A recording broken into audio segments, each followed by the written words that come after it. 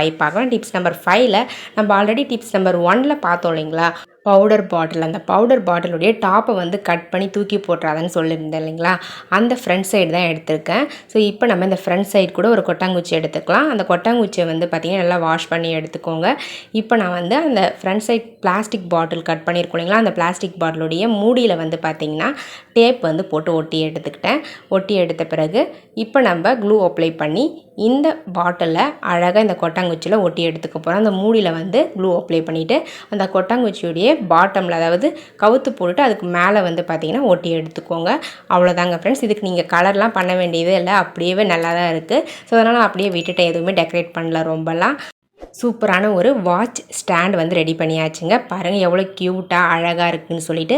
நீங்கள் வந்து வாட்ச் கட்டுறீங்க அப்படின்னா அந்த வாட்சை வந்து இதில் அழகாக நீங்கள் வச்சு யூஸ் பண்ணிக்கலாம். சூப்பராக இருக்கும் பார்க்குறதுக்கு. தேவைப்படுறவங்க ட்ரை பண்ணி பாருங்கள். பேங்கிள்ஸும் வச்சுக்கலாம்.